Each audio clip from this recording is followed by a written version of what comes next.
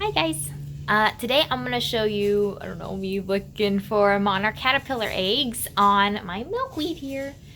It's real sad. The aphids got this one over summer and I wasn't really paying attention, so it's lacking a lot of leaves.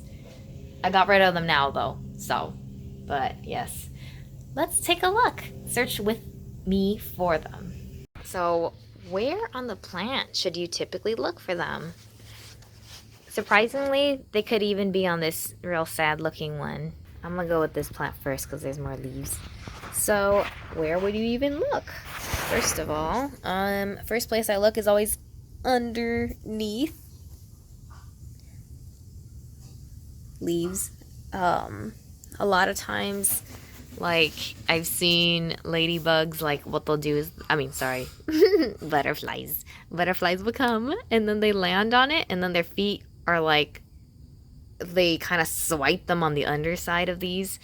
Sometimes it is on top, but most of the time I do find it underneath. So let's take a look. Do you see any?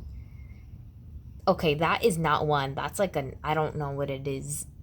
It's definitely not a monarch egg though. What do they even look like? They're like white, more circular, but also actually they're probably more like ovals and white. I'm sorry, you're getting seasick. Like it will be found. Okay.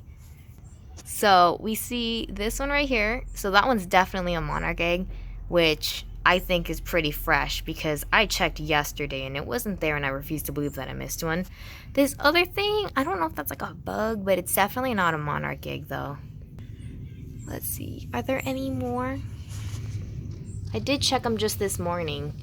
So I'm not really, to be honest, I check it like at the beginning of the day and the end of the day. When light's still out, of course. So a lot of times, like, yes, as I said, like, I would check the undersides of it,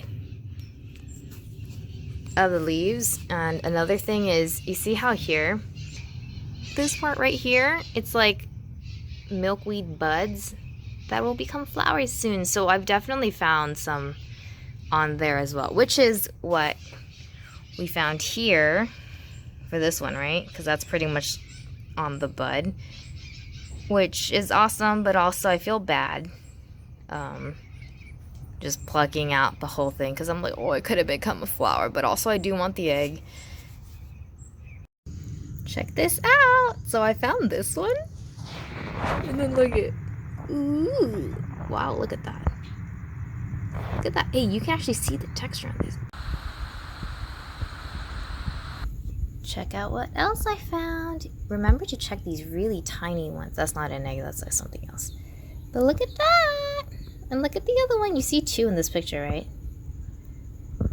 I don't know. Maybe I'm just kind of dumb because I think like, oh, butterflies will only hit the top of these for the most part because, you know, they're at the top and butterflies fly. But no. Check down here too. Whoop. Look at this egg I found right on the flower buds. Typically, I'm used to seeing, I don't know, maybe 4, 6 eggs on one plant. Not all like bunched up in one place, but like just hidden on different areas of the plant. So when you're trying to cut them off, I would go for like about here, which is right at the root kind of where it is. Oh my, oh no, no.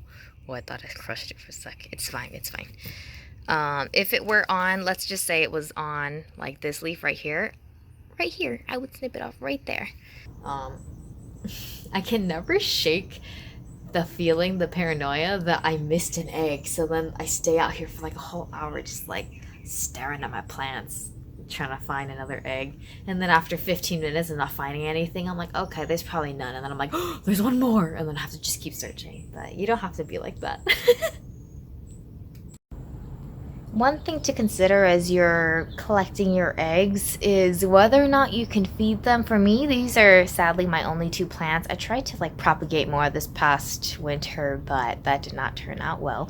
But the problem is I already have exactly 12 in the house right now, and I'm expecting most of them, if not all of them, to hatch. So I don't know if this milkweed can uphold that many caterpillars. I mean, yeah, some of them might die along the way, but I'm trying not to do that.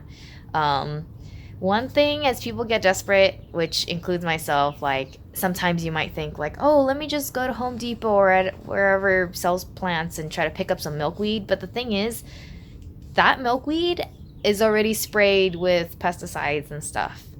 So even if you can feed that to your caterpillars that you're raising indoors, they're gonna die because of the pesticides. Even if it says organic, they're probably sprayed with stuff that is still considered organic but will still kill your caterpillar. So if you can, buy seeds, plan ahead of time and plant during summer, unlike me. I mean, I keep saying summer, but I mean winter. Start planting in winter.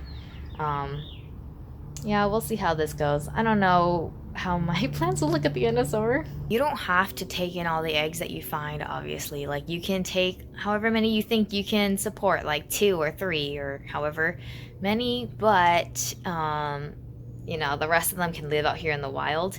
Typically, I'll see that, like, okay, I think last summer I brought in like 4 caterpillars and I was like, okay, that's it.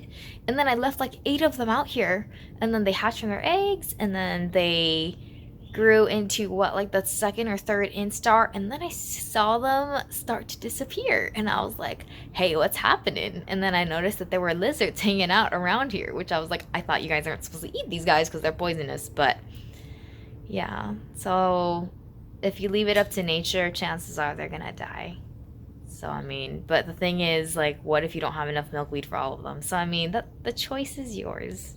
Typically, it takes about 4 days for the eggs to hatch into caterpillars, and you can tell because, like, the day before it hatches, like, so an egg, right? At the very tip, it'll turn like black, and that's because it's its head, like, and then once it hatches, you'll see it start to eat out. Check out my harvest. I've got 1, 2, 3, 4, 5, 6, 7 eggs on these 7 different pieces of the plant. Let me know if you can find them all. Aw, aren't they so cute?